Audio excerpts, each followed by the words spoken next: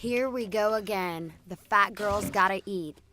Oh my gosh, what the heck are you thinking? You don't need to eat again.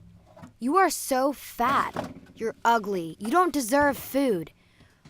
Who the heck do you think you are, fat ass? Don't put another bite of food in your mouth. Don't you do it. That's gonna go straight to your ass.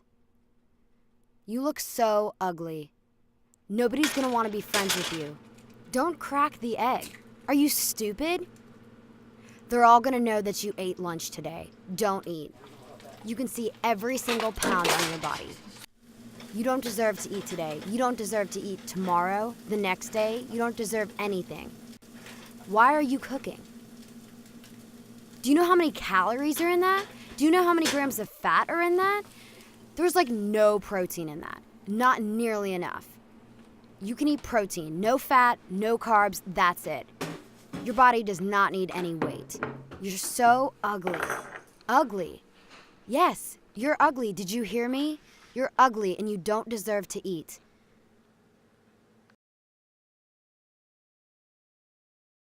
I think I was always like body aware, body conscious, like probably since like middle school, you know, I was very much not your average like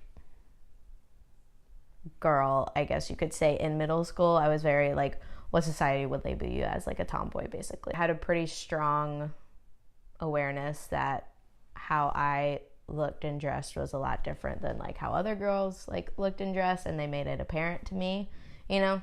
But and I just think in high school, of course there are a lot of other underlying things of like how this came about, but I think in high school I really just remember that switch. Like I could like pinpoint it to like sophomore year, I would say, of high school. I was like, New Year's resolution, not stuck there type thing, you know. And then it just, by the time I got to just before I was hospitalized the next New Year's. My name is Kendra Gaffney. I'm a registered and licensed dietitian. I'm also a certified eating disorder registered dietitian and an approved eating disorder supervisor through the International Association of Eating Disorder Professionals.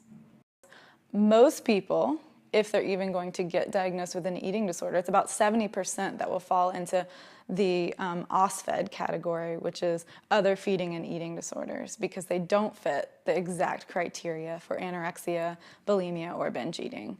And so that is an umbrella, basically, for all the different types of disordered eating behaviors that can fall on the disordered eating spectrum, if that makes sense.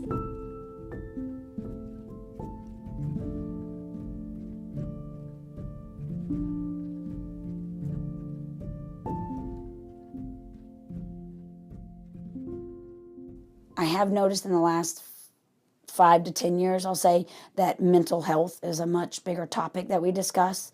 And often with females, they will restrict or overeat in response to a mental health issue. So it's not always a nutritional issue that's the base of it, or an eating disorder. Often it is, and an eating disorder is a mental health issue.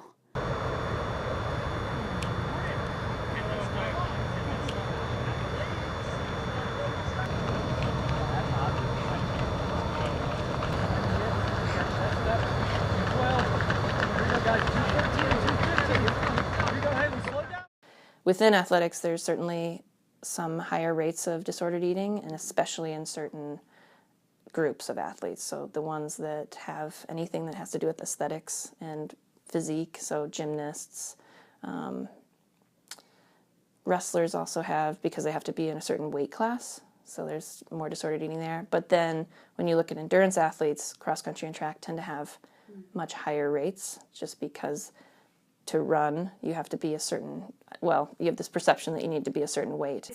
It's a disorder that you have to advocate for yourself a lot throughout, but it's also a disorder that makes that all the more challenging. I realized that my relationship with food, for as long as I can remember, has always been a difficult one. And I was really passionate about finding a sport that I could pursue at the D1 level in college. I knew that volleyball, I'm not 6 anything, but not the height that is commonly required, and I decided to try rowing and immediately fell in love. Rowing is a sport that is very weight-based. I know a lot of people think of like wrestling, but rowing is also one of those sports, and they would weight adjust all of our stats. I decided that if I was a lightweight, I could probably compete at the national level and be training for like Olympic trials and stuff. So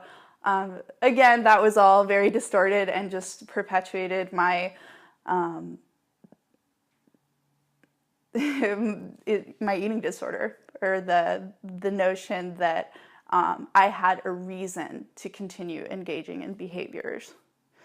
The hardest thing when you have an eating disorder is like, it's like you're so out of control, but you feel like everything is, you're like, oh, I got it under control. I got it under control. I can do this. I think for me, for most of my life, I've masked symptoms or things that would stand out to people as red flags with my extreme commitment to athleticism.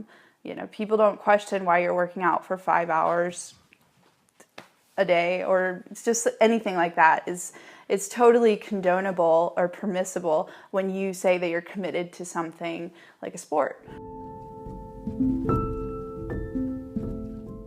Recovery is not the same for everyone. I got stuck during recovery because I felt like my recovery didn't look like everybody else's. Like, I used to follow so many people on Instagram that were going through recovery too.